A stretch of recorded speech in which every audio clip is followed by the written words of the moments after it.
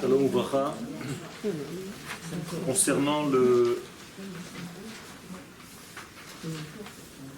sujet Abraham, je dis bien le sujet parce que Abraham est un concept et non pas seulement un homme individuel, puisqu'il porte en lui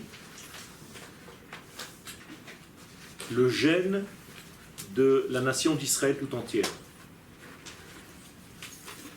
Étant donné que c'est cette réalité qui nous importe, nous devons absolument comprendre à quel moment de l'histoire cet homme apparaît, puisqu'en réalité, à travers l'apparition de cet homme, nous parlons de l'apparition, ni plus ni moins, de Am Israël, du peuple d'Israël d'une manière générale.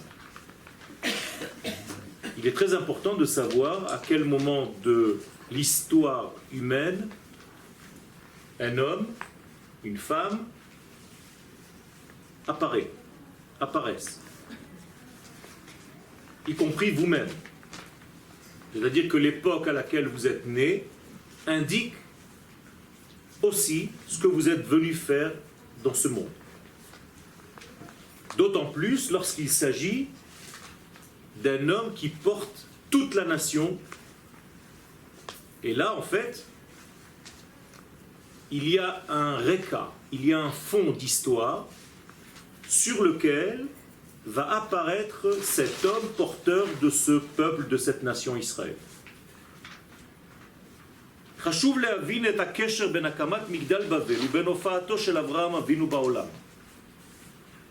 À partir de cet axiome de base, nous sommes obligés de comprendre le lien entre cet édifice qu'on appelle la tour de Babel, le Migdal, et l'apparition, justement, précisément, à cette génération de Abraham Avinu.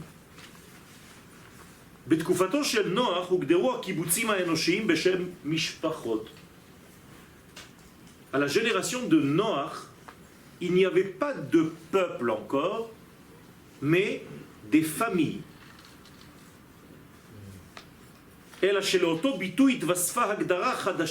maintenant, nous sommes dans une nouvelle génération, et il y a une nouvelle définition. Ce ne sont plus des familles, ce sont des familles qui sont devenues des goïms, des peuples. Voilà le verset. El ebne Shem le mishpechotam. Au départ, c'était les enfants de Shem qui étaient des familles. L'ilshonotam avec leur langage, c'est-à-dire le code qui gérait la cellule familiale. Et d'un coup, nous avons un rajout, be'artsotam le goyehem. Deux définitions. Eretz et Goy. Ce verset vient nous indiquer quelque chose de très important. Lorsque nous parlons d'un langage, nous parlons d'une famille. C'est-à-dire une famille, de par sa nature, a un langage. Elle a un code.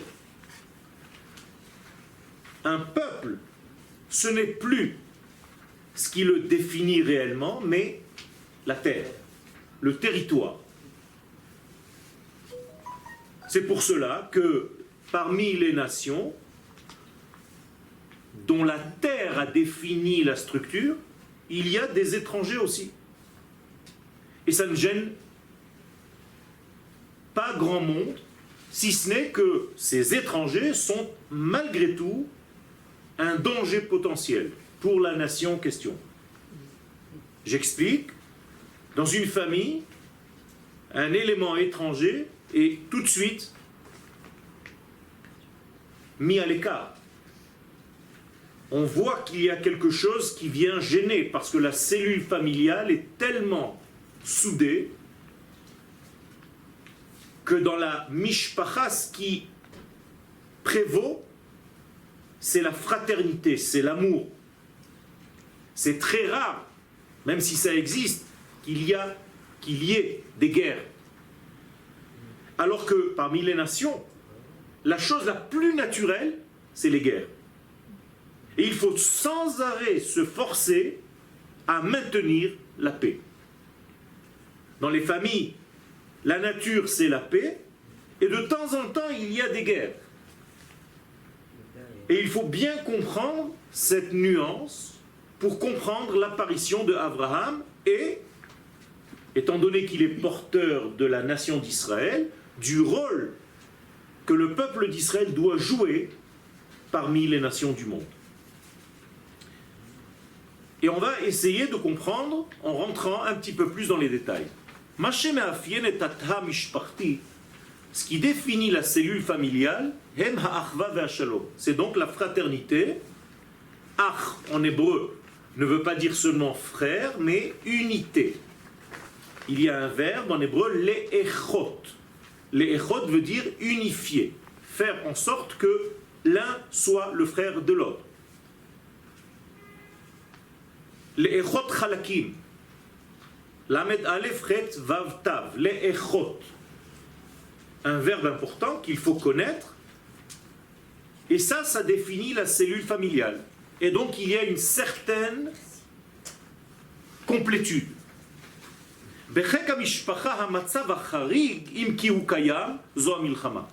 Donc la chose qui est hors norme dans la famille, généralement, c'est la guerre.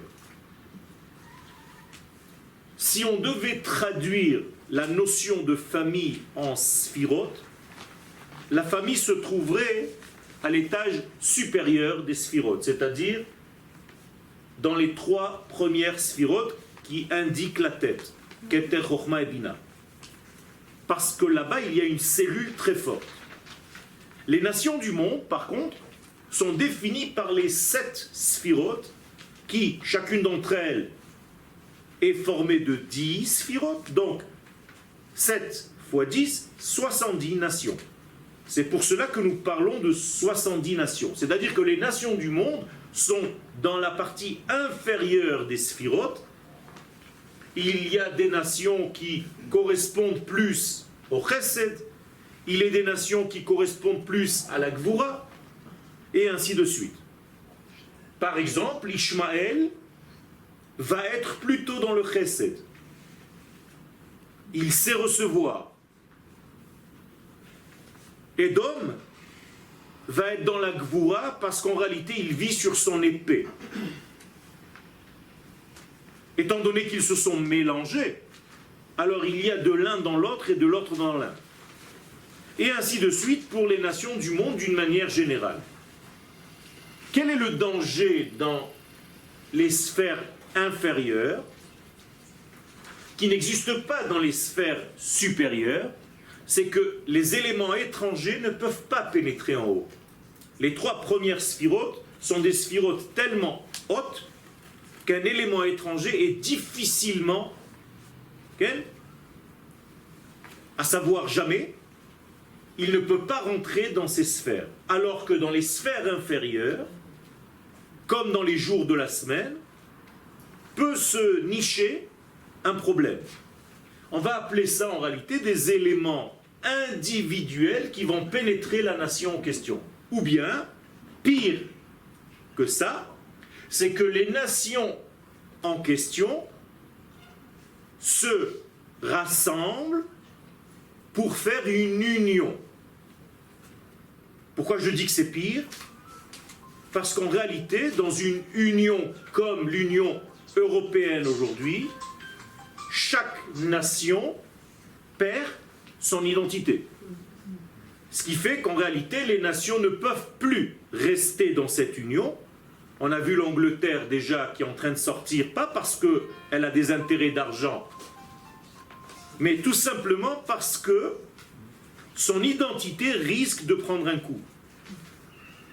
Aujourd'hui se réveille l'Italie, l'Espagne, qui veulent quitter l'Europe maintenant, comme le Brexit de l'Angleterre, parce que justement, l'Italien ne se sent plus point commun avec les autres. Il a perdu sa culture, en tout cas il a peur de la perdre. Moralité, toutes les nations qui sont unies deviennent uniformes. Et en devenant uniformes, c'est l'enfer le plus grand d'une nation. C'est qu'elle n'a plus son identité, c'est qu'elle n'a plus sa vertu, c'est qu'elle n'a plus sa qualité à elle, intrinsèque, elle n'a plus sa couleur, elle n'a plus sa nuance, et donc elle ne sait plus réellement ce qu'elle est. La solution à tout ça, c'est pas la solution. La solution à tout ça, et c'est exactement ce que le prophète va nous dire, et on va y arriver, c'est de redevenir des familles.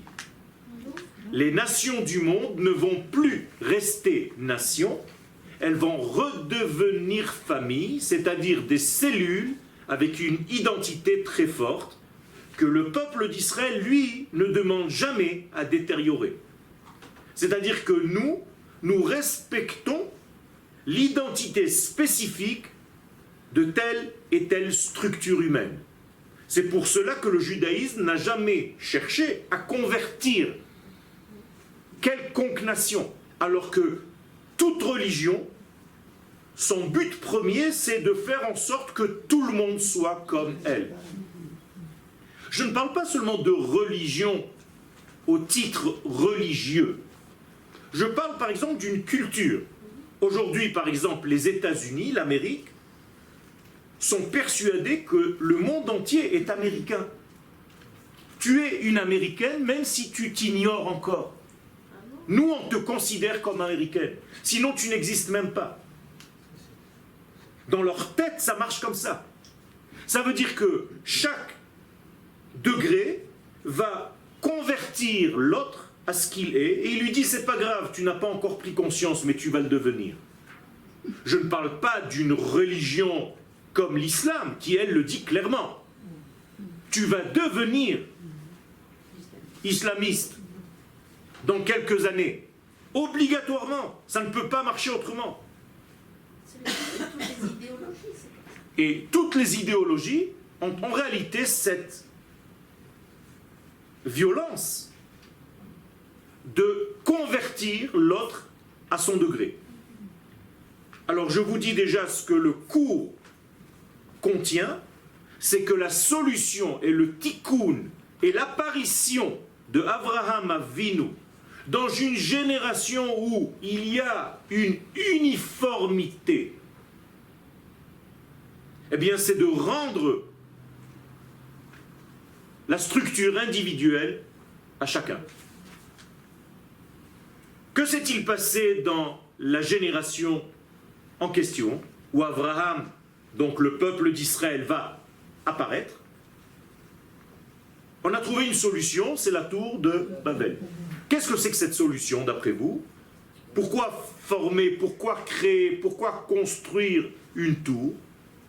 Mais tout simplement, c'est une idée de génie de l'homme qui vivait à cette époque et qui en réalité était le roi à cette époque, Nimrod, qui a compris qu'en réalité, la seule chose qui puisse unifier le monde entier, c'est d'avoir un projet commun.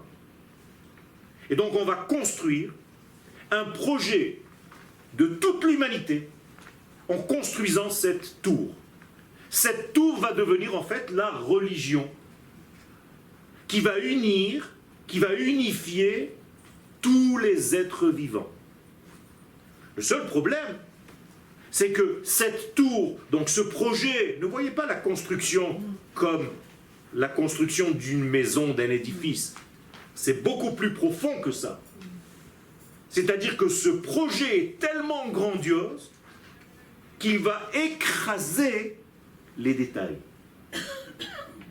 Moralité, les hommes individuellement parlant ne nous intéressent plus, seul compte le projet.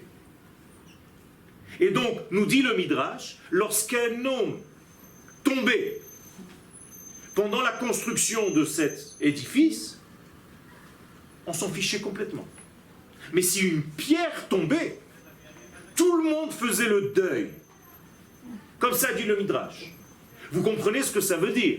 Ça veut dire que mon projet est tellement grand, il prend toute la place de mon être et de ma vie, que je peux négliger les êtres. Toi, tu es parti, il y a quelqu'un d'autre qui va venir, on s'en fiche complètement. L'essentiel, c'est que le projet marche. Combien de temps ça va mettre? Des centaines d'années. Ça veut dire qu'en réalité, on va protéger le monde de quoi? D'un nouveau déluge. Donc la peur qui était inscrite à l'intérieur de ce système provenait de la peur de ne pas tomber encore une fois dans le déluge. Pourquoi l'époque du déluge a fait en sorte que le déluge arrive? Mais tout simplement parce qu'il y avait des disputes entre les uns et les autres.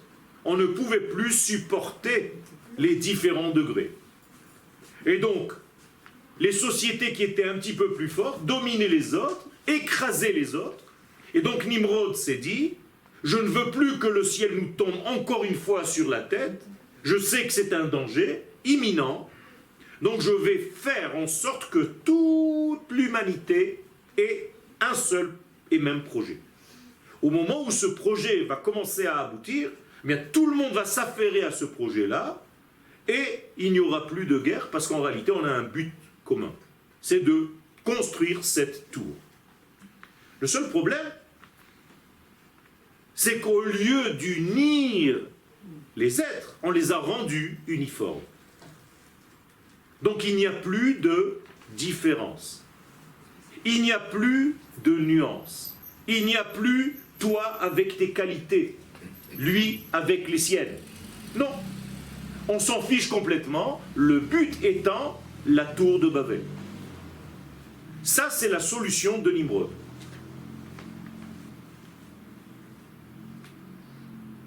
Lorsqu'Akadosh Baruch Hu descend dans ce monde, autrement dit, lorsqu'il se révèle, bien que la structure divine ait une vision globale, elle n'écrase jamais les individus. C'est-à-dire que dans la Torah, le klal, l'idée globale, l'idée motrice, n'écrase pas l'individu avec ses qualités à lui. Elle respecte les différentes nuances, elle respecte les différentes approches du même tout. Donc c'est l'antithèse de cette tour de Babel. Donc que fait l'Éternel?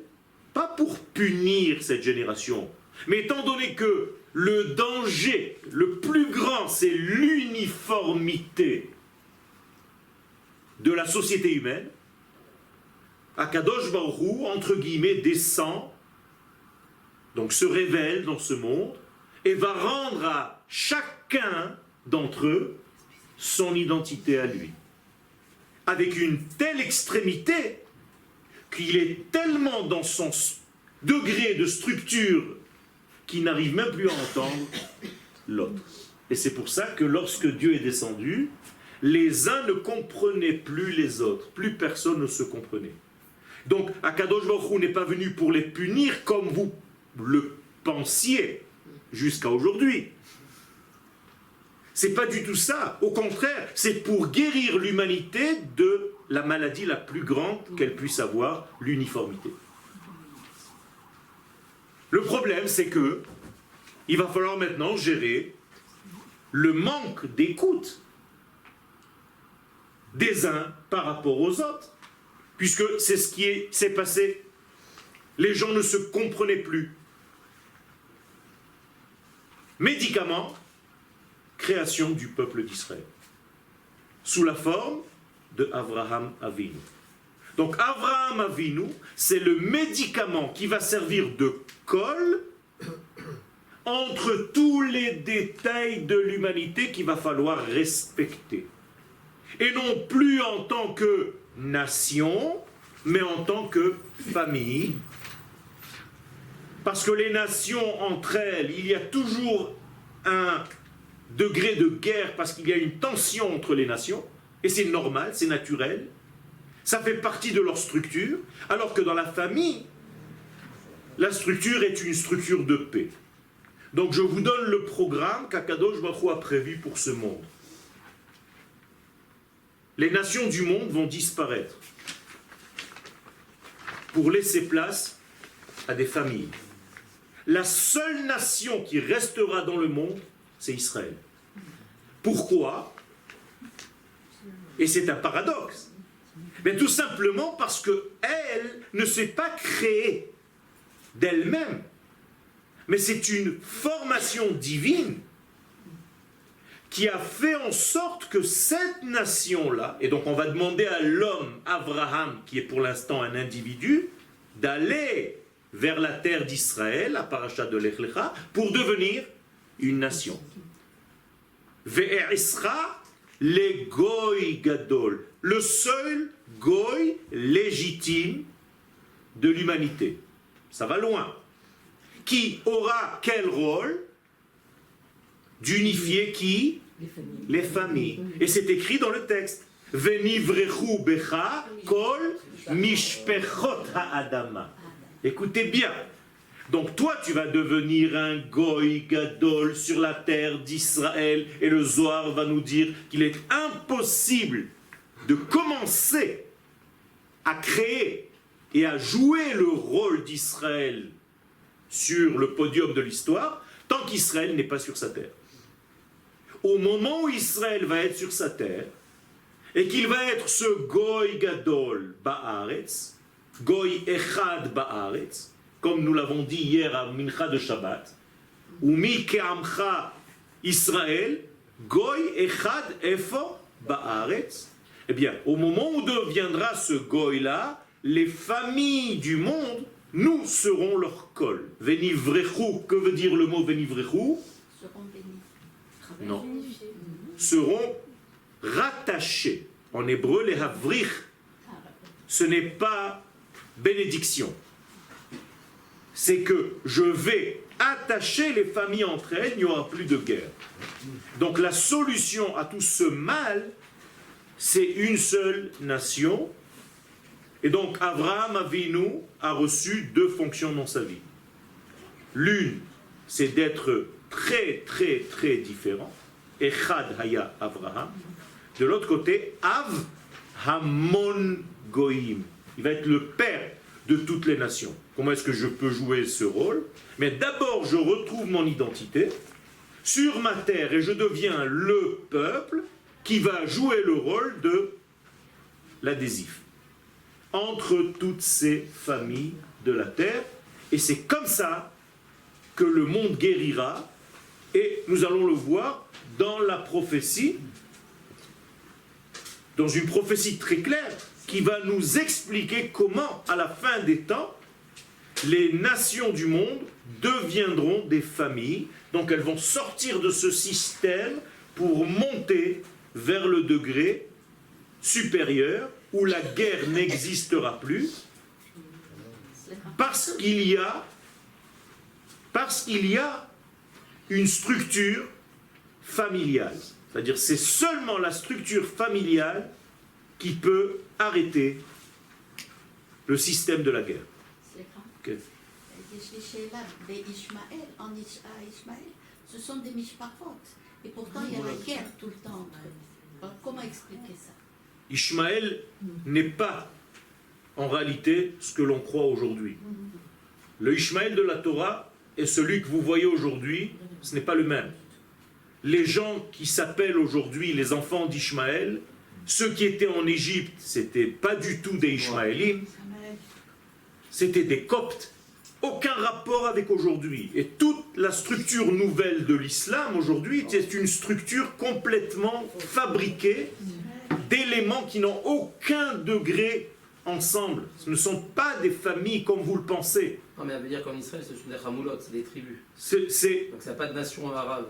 C'est même pas une nation. D'abord, il ne faut jamais dire le peuple palestinien, ça n'existe pas, ces notions-là. On peut dire que c'est Amalek. Et Non, j'exagère, mais je le pense. je parle pas de ça, je parle du portable.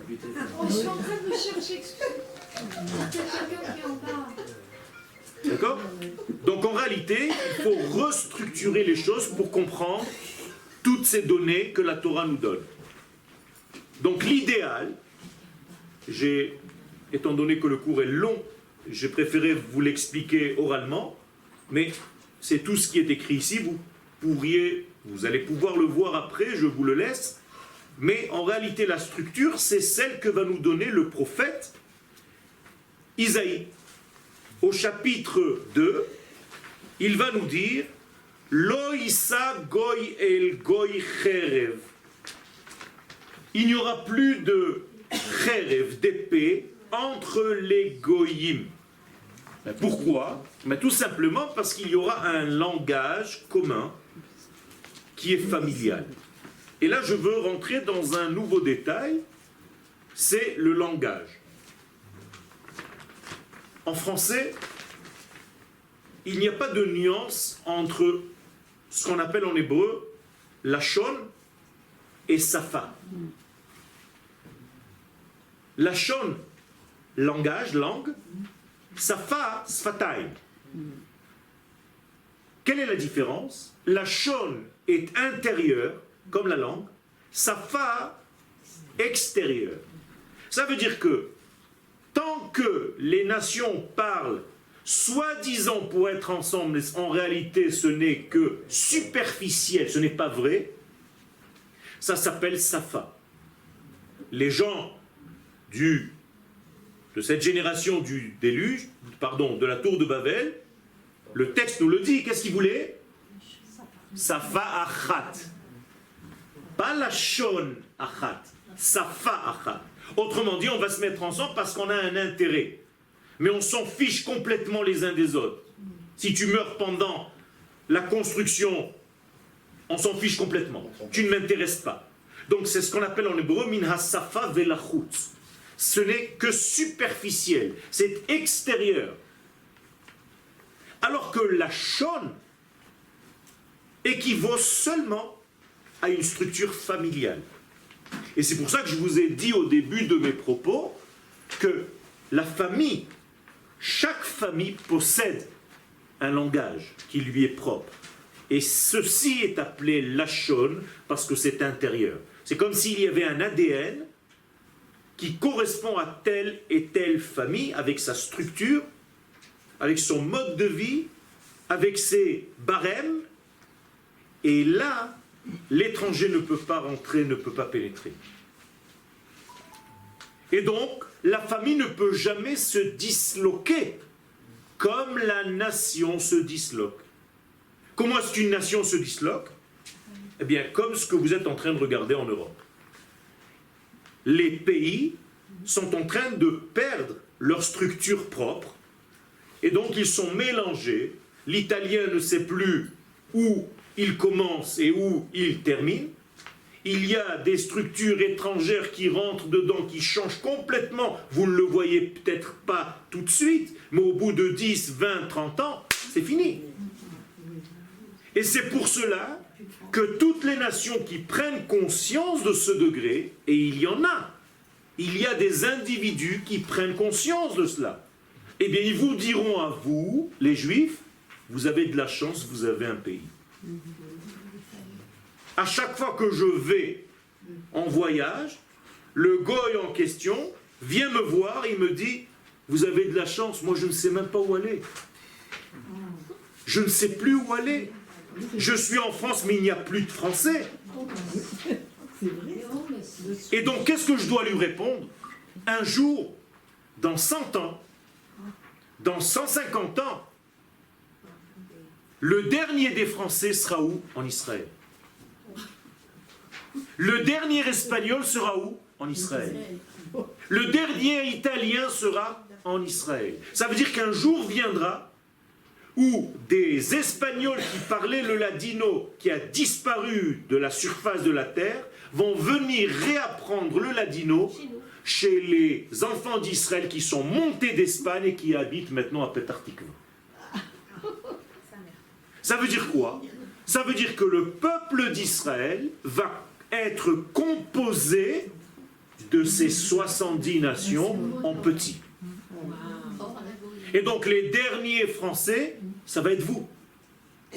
Les autres, je vous assure, écoutez bien ce que je suis en train de vous dire. Le langage que vous allez parler de l'ancienne France, c'est celle que vous parlez aujourd'hui, vous, moi. Aujourd'hui, le langage français que vous connaissiez n'est plus. Il est en train de se perdre tout doucement. Il est en train de se faire avaler par des structures beaucoup plus puissantes que la structure française, par définition. Alors il y a des gens qui le voient. Ce sont des gens qui se sont assimilés à ces nations-là, mais qui pleurent, comme Éric Zemmour, comme d'autres politiciens, qui comprennent qu'ils sont en train de mourir. Mais eux ont choisi cette structure. De rester là-bas. Nous sommes Israël et nous allons garder la structure de toutes ces nations. Donc les derniers Des Mohicans. de toutes les nations. Alors vous allez chercher les Argentins, vous allez les trouver à Rahanana. Ça va être comme ça. Mais nous, nos enfants, on va savoir leur transmettre cette culture française. Il va falloir la garder. Cette structure et cette nature française, il faut la garder. Pourquoi? Parce qu'en réalité, de chaque exil duquel nous sortions, nous sommes sortis, nous avons ramené avec nous des étincelles qui manquent à la nation d'Israël. C'est-à-dire que, par exemple, ce que le français, entre guillemets, va apporter à Israël, ça va être la philosophie, ça va être la délicatesse, ça va être la politesse, ça va être l'esthétique, ça va être l'amour de l'art, ça va être beaucoup de notions. C'est important de garder ces structures-là. Et chaque nation, en revenant, va en réalité vider le peu qui reste de là où elle est partie, et donc elle va garder dans une boîte de conserve ce qui un jour était l'Angleterre, ce qui un jour était l'Espagne. Et un jour, on va ouvrir cette boîte de conserve, sentez l'Espagne d'avant. Alors que là-bas, il n'y aura plus rien. Pourquoi? Parce que tout le monde redeviendra famille. Ça va redevenir des familles. Et Israël, Yatsev Gvulot Amim, les Mispar Bnei Israël. Les frontières des nations du monde équivalent au nombre des enfants d'Israël qui sont descendus en Égypte. Combien? 70. Beshivim Nefesh. Donc nous avons en réalité, en filigrane, les 70 nations en nous. Et en revenant des exils différents, nous ramenons à nous-mêmes toutes les structures des nations que nous avons quittées. C'est comme une empreinte, on garde une empreinte. On garde un souvenir, une empreinte, comme vous le voulez. On peut faire un film avec ça. Dites-lui que je suis pas là. Hein. Non, elle n'est pas là, elle n'est pas là. Ah, elle me répond en plus.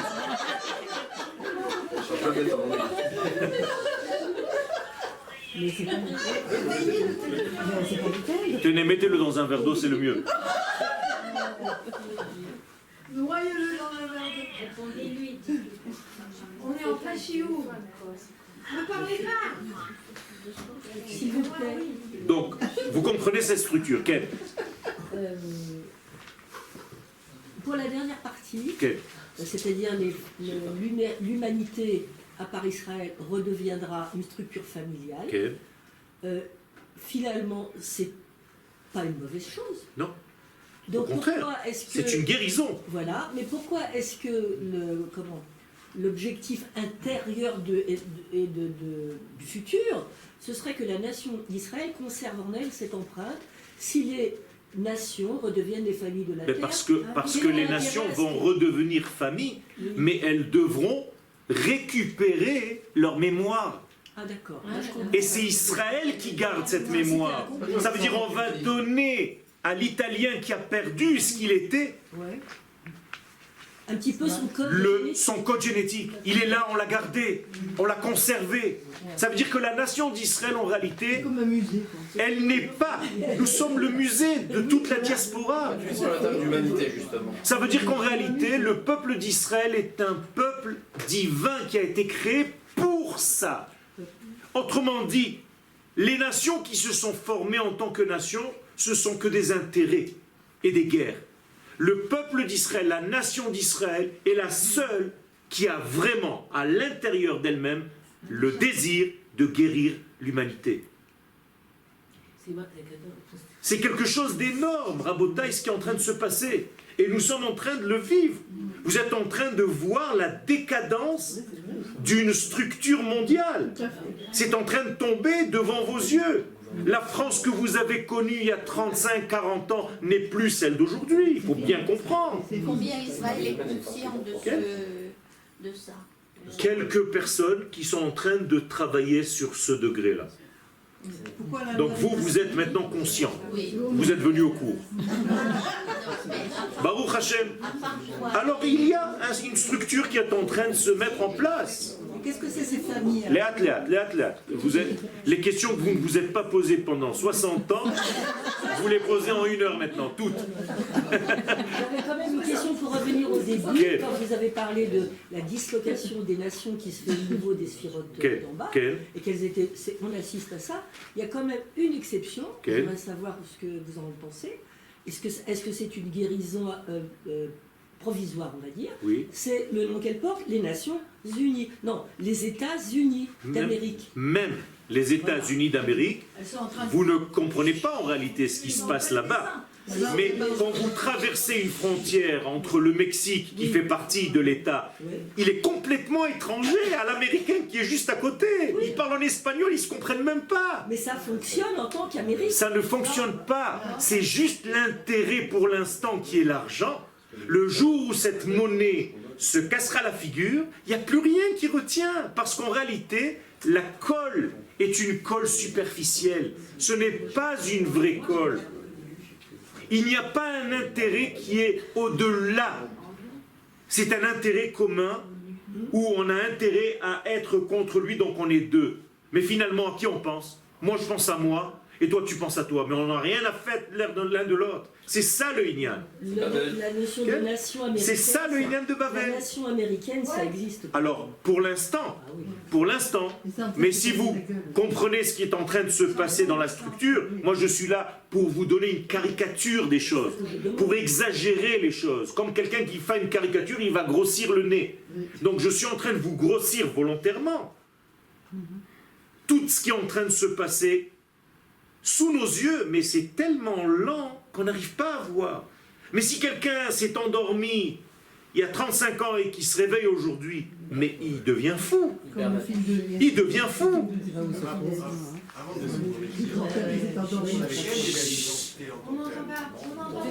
Israël n'est pas une nation avant de descendre en Égypte. C'est tout. C'est la sortie d'Égypte qui va nous rendre ce que nous sommes réellement. Donc ça a pris du temps pour qu'Israël découvre ce qu'il est. Ça veut dire qu'Abraham Avinu, qui a reçu cette prophétie hier dans la paracha, ça va lui prendre des centaines d'années que lui-même ne verra même pas. Je lui-même le dis, tu restes 400 ans en exil. Donc, ses arrière-petits-enfants, eux vont prophéter. Ou mevi goel libnei bnehem. Ok, mais d'accord, et les autres exils, pourquoi est-ce qu'on est descendu et comment est-ce qu'on fait la... Alors, chaque exil va nous faire sortir un élément primordial que nous avons quitté là-bas, que nous avons laissé là-bas, des plumes. À cause du renvoi du premier homme du jardin d'Éden, il faut maintenant revenir au jardin d'Éden. Ce retour se fait par étapes. La première étape, c'est la sortie d'Égypte. Qu'est-ce qu'on a gagné à la sortie d'Égypte? La Torah. Parce que nous étions une nation. Donc la Torah, elle était où finalement? En Égypte. La preuve, c'est qu'en sortant d'Égypte, je la reçois 50 jours plus tard. Pourquoi? Parce que maintenant seulement je suis capable, parce que je suis une nation. Deuxième exil, Babylone. Qu'est-ce qu'on a récupéré là-bas? La Gemara, Talmud Bavli. Le Talmud de Babylone. Donc c'était quelque chose d'impossible à récupérer avant. Troisième exil maintenant, toi tu es en train de rentrer de Strasbourg. Qu'est-ce que tu as ramené avec toi maintenant? Le Zohar, la Kabbalah. Aujourd'hui, les gens qui reviennent en Israël, vous tous, la nouvelle génération, ce qu'elle ramène, c'est la Torah des secrets, c'est la Kabbalah. Et c'est pour cela qu'aujourd'hui, ne pas étudier cette étude équivaut en réalité à ne rien comprendre à ce dernier retour. Ok, et comment est-ce qu'on fait D'accord des choses entre, on va dire, on a été imprégné en galoute, il y a eu des bonnes choses, mais il y a aussi des mauvaises choses. Comment est-ce qu'on... Il faut faire un tri. Il faut savoir pourquoi tu es, pourquoi tu vis. Il y a des gens, pour aujourd'hui, encore, la preuve c'est que nous avons encore des frères qui sont là-bas, pourquoi? Pour une seule chose, pour l'argent. Pour l'argent, c'est pas moi qui le dis. C'est marqué dans le Chida. Le Chida nous dit clairement que ceux qui sont arrivés en Israël avant l'avènement du Mashiach ne vont pas du tout ressembler à ceux qui sont en Israël après que le Mashiach va venir. En quelle mesure? Pourquoi? Eh bien tout simplement, le Mashiach va dire à ceux qui étaient déjà là, en l'occurrence vous, il y a un chiour que donne qui? Akadosh Baruch Hu. Akadosh Baruch Hu donne un cours, allez-y, ça commence à 10 heures. Et ceux qui viennent d'arriver vont dire, et nous? Il n'y a pas de place. Il dit non, vous ne pouvez pas. Regardez, ceux qui étaient là avant, dit le Chida, vont voler. Vont pouvoir voler. Bien entendu, c'est imagé. C'est-à-dire, ils vont tellement être élevés que les autres vont faire une manifestation, des manifestations anti-messianiques. Ils vont dire au Mashiach, ce n'est pas juste. On fait partie du même peuple, eux volent et vont étudier la Torah de la bouche du Créateur, et nous on est là par terre. Et le Mashiach de leur répondre, Chida, je vais vous apporter le texte un jour, je vais vous le montrer. Vous, il va leur dire, vous êtes restés en exil pour l'argent, pour la matière, donc vous ne pouvez pas voler, vous êtes trop dans la matière, vous allez rester en bas. Alors, si vous voulez de l'or parce que c'est ce qui vous intéresse, allez à Yafo. À Yafo, toute la mer va rejeter les bateaux qui ont coulé pendant l'histoire. C'est écrit comme ça. Et donc vous allez ramasser de l'argent, mais ça ne sert plus à rien.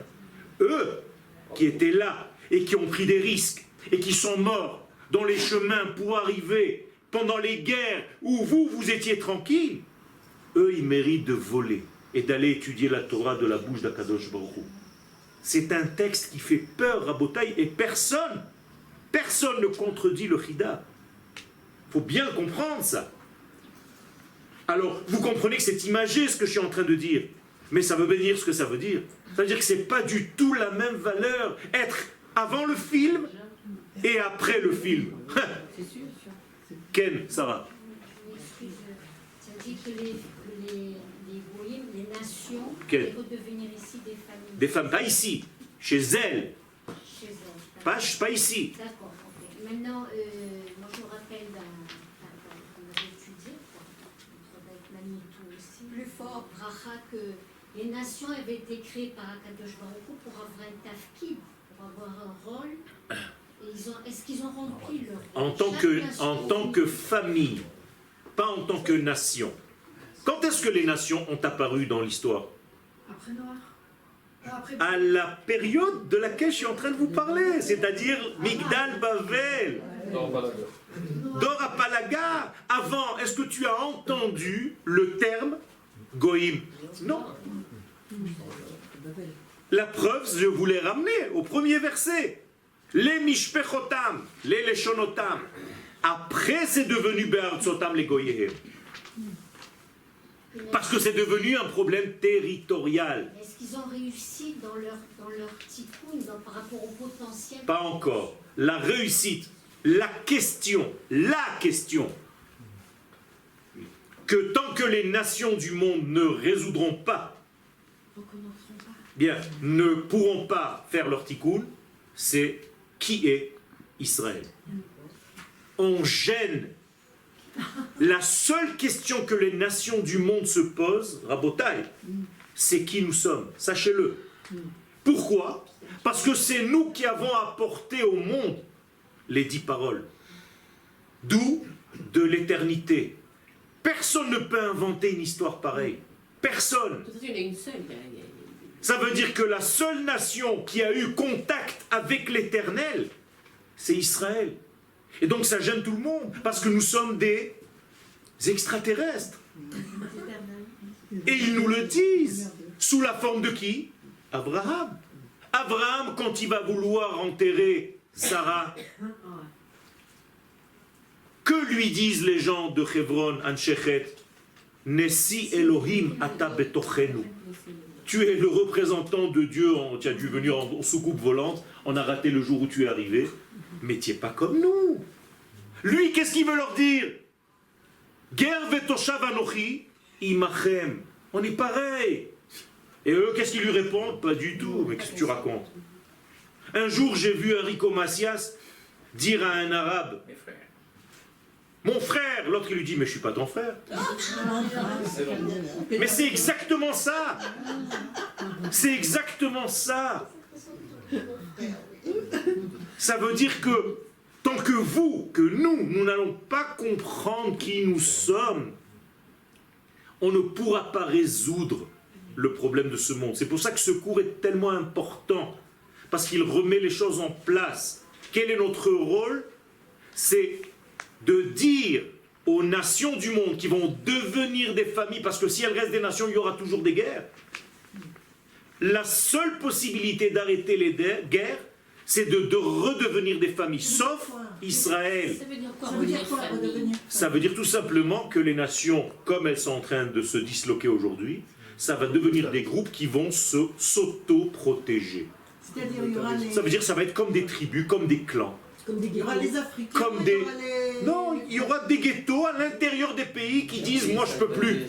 Aujourd'hui en France par exemple, il y a un parti qui s'appelle la France Insoumise. Mais c'est pareil. Mais c'est la même chose. Ça veut dire tout simplement « je ne peux plus ». Marine Le Pen aujourd'hui en France, elle dit « c'est plus possible, on est en train de mourir ». Vous ne comprenez pas.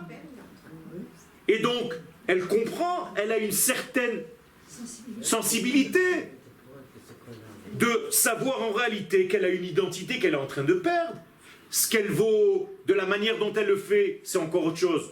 Peu importe maintenant. Ce qui m'intéresse, c'est de savoir et de voir qu'il y a aujourd'hui des gens qui commencent à se réveiller. Ils veulent faire la famille des pieds noirs en France. C'est la même chose. Tout va redevenir familial, c'est-à-dire des clans, comme c'était avant. Alors quel intérêt avait Abraham de prendre Agar, de se remarier encore? Abraham, non. Abraham a voulu faire comme Shlomo HaMelech à son époque. Prendre une femme de chaque nation pour en réalité garder chez lui la matrice de la nation en question. C'est ça le secret. C'est pour ça que Shlomo HaMelech s'est marié en fait avec toutes les femmes du monde. Autrement dit, il a pris une dougmite, comme on dit, un échantillon de Japon. Donc il avait amené une japonaise. Elle était à côté de lui, il avait une geisha. Il avait... Et ainsi de suite. Ça veut dire, c'est pas par chas v'shalom ce qu'on peut penser, une ta'ava, une tchouka sexuelle d'avoir 1000 femmes. C'est tout simplement pour donner en réalité une structure d'Israël aux nations du monde à travers ce mariage. Donc tout le monde deviendra Israël par la suite. Donc non, c'est ça ce qu'on veut Israël dans les nations. Non. Alors quoi? On va tout simplement être les détenteurs, comme nous le sommes depuis notre naissance, des valeurs de Dieu, et on va commencer à nous écouter. C'est comme la Neshama. Exactement, on va être le cœur, comme dit le Kuzari, le cœur des nations. Donc les nations qui ne peuvent pas nous écouter aujourd'hui, elles vont redevenir famille, et là, elles vont commencer à nous écouter. Aujourd'hui, en réalité, on fait quand même l'unanimité. Par la haine. Ça veut dire que toutes les nations du monde sont d'accord pour nous haïr, Elles vont nous écouter parce qu'elles vont voir qu'on est capable d'unifier les Non, pas pour ça, différences. pas pour ça. Ça, c'est déjà un grand niveau. Elles vont écouter parce que, regardez, dans le centre, dans la partie centrale, en bas, en gras, regardez pourquoi elles vont avoir cet élan envers Israël. Vehaya, Lachon, Simcha. Dans la Torah, Vehaya, Lachon, Simcha. Bien entendu, c'est un futur. Kol anotar mikol hagoyim. Ce qui restera des goyim. Autrement dit, pas grand-chose. Abaïm al Yerushalayim. Qu'est-ce que ça veut dire Abaïm al Yerushalayim? Non. Al Yerushalayim, sûr. Qu'est-ce que ça veut dire? Guerre. Toutes les nations qui resteront de celles qui veulent et qui voulaient détruire Jérusalem. C'est ce qu'on dit à Sukkot. Ok. Ve'alou. Elles vont devoir, ces nations-là, monter. Midei shana beshana, leishtachavot le melech Hashem tzvaot velachog et Chag HaSukkot. Elles seront obligées de venir. Maintenant, alors vous voulez me dire, mais c'est des nations, voilà. Non, écoutez bien. Ve'aya, asher lo ya'alemet mishpechot haaretz, voilà la structure. Ceux qui deviendront donc des familles, mais qui ne viendront pas, ces familles-là, à Jérusalem, à se prosterner devant Dieu. Qu'est-ce que ça veut dire se prosterner devant Dieu? Reconnaître l'État d'Israël, reconnaître la souveraineté d'Israël par laquelle Dieu et ses valeurs passent. Eh bien, ceux qui ne viendront pas, les ishtachavot le melech Hashem tzvaot, lo alehem yeh hageshem. Qu'est-ce qu'ils auront? Ils n'auront pas de parnassa. Donc ça ne sera pas parce qu'ils vont voir qu'Israël est, ils vont tout simplement ne plus avoir de bracha. Et donc ils vont se dire, le seul peuple qui reçoit la bénédiction de Dieu, je vous reviens, à Abraham, alech lecha, venivrechu becha kol mishpechot ha'adama. Et là on peut utiliser la bracha. C'est-à-dire seront bénis seulement ceux que toi, tu vas bénir. Et d'ailleurs, c'est le dit. Mekalelcha aor, ceux qui te maudiront seront maudits, ou mevarechecha baruch, ceux qui te béniront seront bénis. Donc en réalité, qu'est-ce qui est en train de se passer ici? Vous comprenez la structure? Je suis en train de vous lire une prophétie. Prophétie, c'est pas un type qui parle, c'est Dieu. Attention. Donc Akadosh Baruch Hu est en train de nous dire qu'à la fin des temps, ça va être des familles qui vont reconnaître et qui vont venir, malgré elles. Et pourquoi elles viendront? Dans le meilleur des cas, c'est parce qu'elles vont reconnaître, aujourd'hui il y a déjà, à Sukkot, précisément, viennent ici des nations du monde. D'ailleurs, ce que je viens de vous dire là, le président de l'Honduras, qu'elle l'a dit, faites attention de ne pas maudire Israël, vous serez maudits. Il a dit en espagnol. Oui. Écoutez, marquez sur Facebook, discours du président de Honduras. Et vous allez l'entendre. Et il le dit. Est-ce qu'on peut faire une distinction entre les Juifs qui aident la nation ou alors par rapport à Israël? Ça ne va pas être des Juifs, ça va être des Bnei Noach. Ils vont tous reconnaître Israël. Les enfants d'Israël qui sont en réalité des Juifs. Toi, tu n'es pas un Juif. Toi, tu es Israël. Juif, c'est l'exil. Ça n'existe pas. Nous sommes Israël aujourd'hui. Nous sommes revenus à notre structure naturelle de base, puisque nous sommes Goy Echad Baaretz. Quand Yaakov est revenu, Akadosh Baruch Hu lui dit bien, tu ne t'appelleras plus ni Yaakov ni quoi que ce soit, tu t'appelleras Israël. Et lorsque tu vas commencer à jouer ton rôle au niveau des nations, tu verras qu'en réalité il y a une réussite. Quelle est la différence entre nous et ces structures nationales ou nationalistes des nations? C'est qu'elles ressemblent à qui? À Sisyphus. Vous avez entendu parler de Sisyphus? Sisyphe.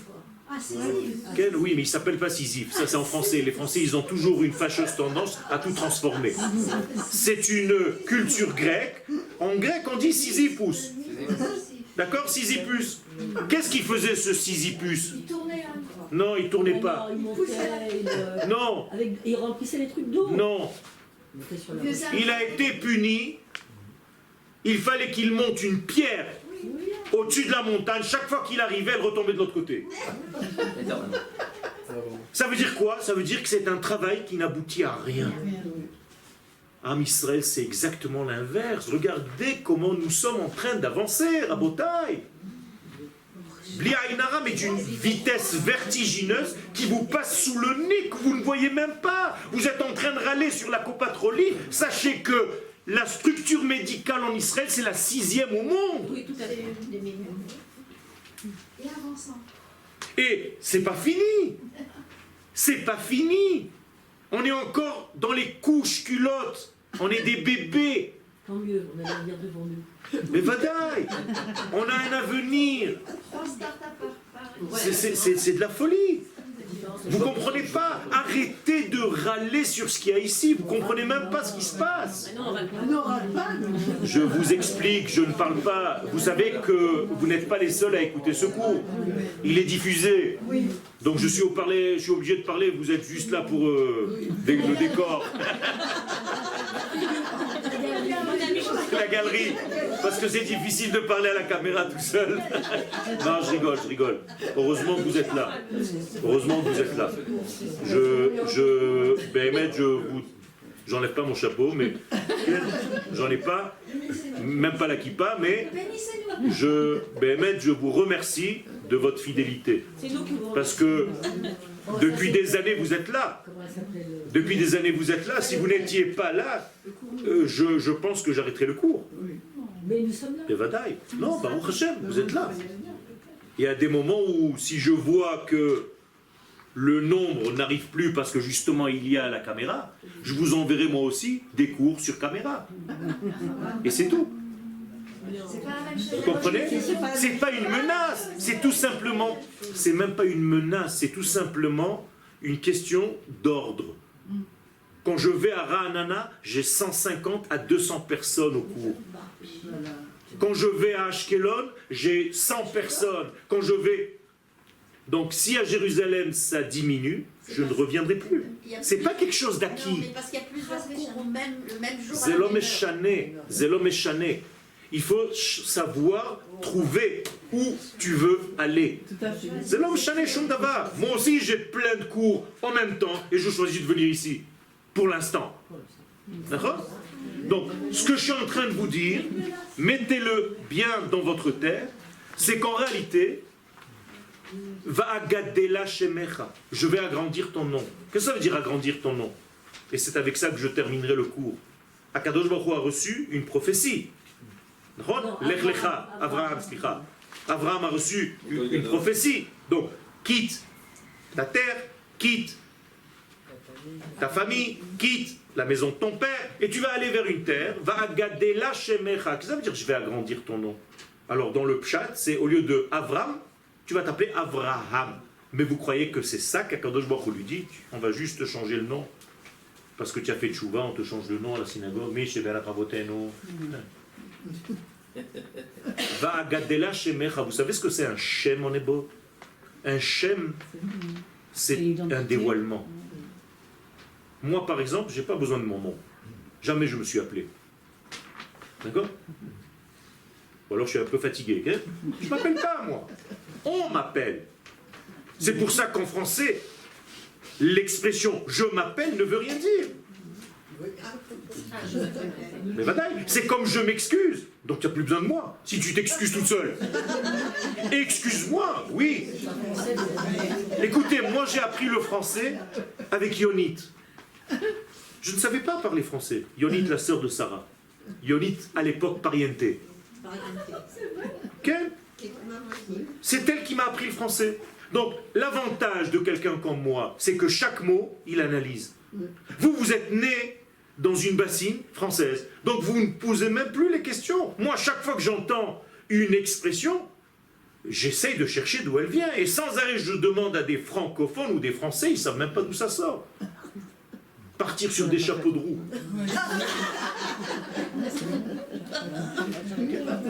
Les chansons françaises, ça me rend fou, moi, une souris verte qui courait dans l'herbe, la pauvre, le monsieur, il la prend, il la met dans de l'huile chaude.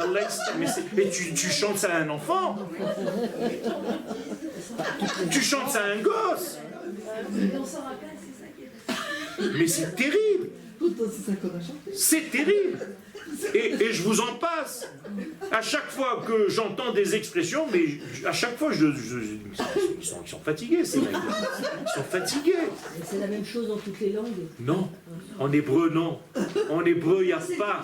C'est divin, l'hébreu. C'est pas du tout la même chose. Aucun rapport. Il n'y a aucune expression en hébreu qui tient de cette légèreté qui n'a aucun rapport. Pas du tout. Chas v'shalom. Je connaissais bien l'hébreu, je citerai des choses. Alors justement, il n'y a pas. Je ne les retiens pas, mais j'ai souvent entendu, c'est une expression en hébreu, et bon, je ne peux pas vous la citer. Mais vous ne la comprenez pas. Demandez-moi cette expression, je vous l'expliquerai. Aujourd'hui, pas des expressions qui n'existent même pas. Aujourd'hui, les petits-enfants me disent les retsars, pour n'importe quoi. Ça, c'est autre chose. C'est la même chose. Ça, c'est des... C'est une expression. En réalité, ça, c'est né des expressions modernes. Je vous parle du langage divin. L'hébreu. Ah, du folklore. Rabotai va agadela shemecha. Ça va avec Ela haaretz asher ar'eka. Qu'est-ce que ça veut dire? Je t'amènerai vers la terre que je te montrerai. Non. Non. Vous avez raté l'épisode. Il ne s'agit pas que Dieu montre à Abraham une terre. Et la haaretz asher ar'eka. Je vais te faire montrer aux nations, rien que depuis cette terre-là. Ailleurs, ils ne te verront pas. Tant que le peuple d'Israël ne reviendra pas sur sa terre, personne ne le verra d'un mètre. Tu vas raser les murs, on va te mettre dans des fours. Quand est-ce qu'on va commencer à te prendre en compte? Quand tu seras sur ta terre.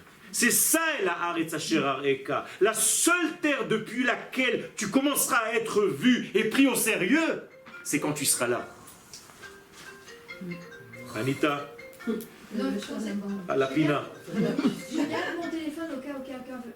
Alors, donc je termine. Va'agada shemecha veheye bracha. Mazé veheye bracha. Tu deviendras toi la bracha. Veheye, c'est les lettres de Yud Ke Vav Ke. C'est-à-dire le nom d'Hachem va être en toi. Tu seras le porteur du nom d'Hachem dans le monde. Rabotai, c'est notre rôle. Nous sommes les porteurs du message de Dieu pour l'univers. À une seule condition, c'est que nous redevenions une nation et qu'elles redeviennent des familles. Toda Rabba.